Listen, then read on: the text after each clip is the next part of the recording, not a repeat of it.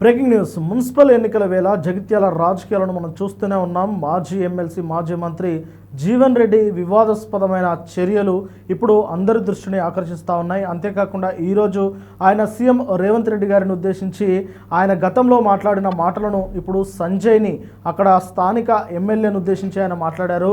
గతంలో రేవంత్ రెడ్డి గారు పిసిసి అధ్యక్షుడిగా ఉన్నప్పుడు పార్టీ మారి అంటే ఒక పార్టీలో గెలిచి మరొక పార్టీలోకి వెళ్ళిన వాళ్ళను రాళ్ళు తీసుకొని కొట్టాలని చెప్పేసి అప్పుడు ఆయన మాట్లాడారు. కానీ ఇప్పుడు జరుగుతున్న పరిస్థితి ఏంటి అని చెప్పేసి ఆయన అయితే ప్రశ్నించారు. అంటే స్థానికంగా సంజయ్ ఎమ్మెల్యే సంజయ్ కుమార్ అయితే ఆయన బీఆర్ఎస్ పార్టీలో గెలిచి కాంగ్రెస్ పార్టీలోకి మారి ఆ తర్వాత ఆరోపణలు ఎదుర్కొని ఇప్పుడు స్పీకర్ గడ్డం ప్రసాద్ చేత క్లీన్ చిట్ తీసుకొని ఆయన బీఆర్ఎస్ పార్టీలోనే ఉన్నారు అని ఆయన బహిరంగంగా చెప్పారు. కానీ ప్రస్తుతం జరుగుతున్న మున్సిపల్ ఎన్నికల్లో భాగంగా కాంగ్రెస్ పార్టీ అభ్యర్థుల తరపున ఆయన ప్రచారం చేస్తూ ఉన్నారు. ఈ నేపథ్యంలో జీవన్ రెడ్డి వర్గీయులకైతే తీవ్రమైన అన్యాయం జరుగుతూ ఉన్నది. ఆయనను నమ్ముకున్న వారికి టికెట్లు ఇప్పించుకోలేకపోయారు. ఆయనను నమ్ముకున్న వారికి కాంగ్రెస్ పార్టీ అండగా ఉండడం లేదు. కాబట్టి ఆయన ఈ విధమైన మాటలు మాట్లాడారు. గతంలో సీఎం రేవంత్ రెడ్డి గారు పిసిసి అధ్యక్షుడిగా ఉన్నప్పుడు పార్టీ మారిన వాళ్ళను రాళ్ళు తీసుకొని కొట్టాలి అని చెప్పేసి ఆయన మాట్లాడారు. కానీ ఇప్పుడు జరుగుతున్న పరిస్థితి అలానే ఉన్నది. మరి ఇప్పుడు రాళ్ళు తీసుకొని కొడదామా అని చెప్పేసి ఆయన అయితే వ్యాఖ్యానిస్తూ, కాబట్టి రాళ్ళు తీసుకొని కొట్టాలి అనేలాంటి వ్యాఖ్యలు నేను అనను, కానీ ఓటుతో కొడదాము, ఓటుతో వారందరి భరతం పడదాము అని చెప్పేసి ఎమ్మెల్సీ జీవన్ రెడ్డి గారు అయితే చెప్తా ఉన్నారు. ఒక్కసారి మాజీ ఎమ్మెల్సీ జీవన్ రెడ్డి గారు ఏం మాట్లాడారో ఓల్గా టైమ్ స్క్రీన్ పై చూడొచ్చు.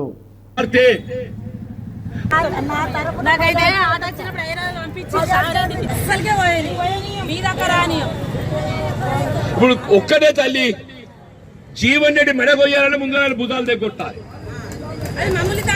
కాదు తల్లి. ఇలా మెడ నా గొంతు కొయ్యాలంటే ఏం చేయాలి?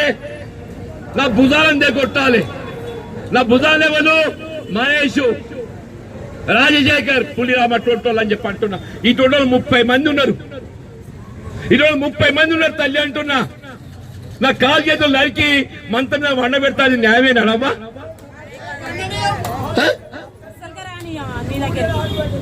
నేనేం తప్పు చేసిన? రాహుల్ గాంధీ గారు చెప్పిండవ్వా,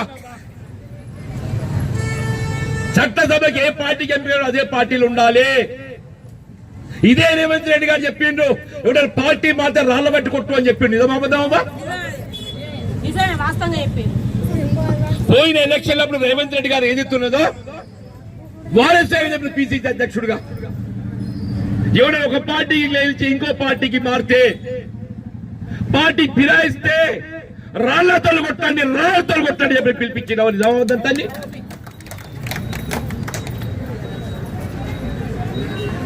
ఓటుని ఆయుధంతో కొడదామంటున్నా. రేవంత్ రెడ్డి గారు రాళ్లతో కొట్టు అన్నాడు.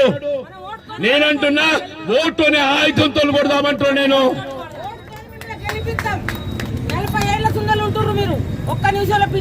నేను మన చేకూర్తి ఏదైతుందో రాజు దొంగలు పట్టట్టు ఏదైతుందో ఎత్తుకపోయినవ్వా. సంటి పొలం గద్ద తనకపోయినవ్వా. గద్ద తనకపోయినవ్వా. తినగాడు బుక్కలు ఎత్తుకపోయినవ్వా అంటున్నా. తిన ముందు పల్లె వింకేసిందవ్వా. ఏం చేయాలమ్మా?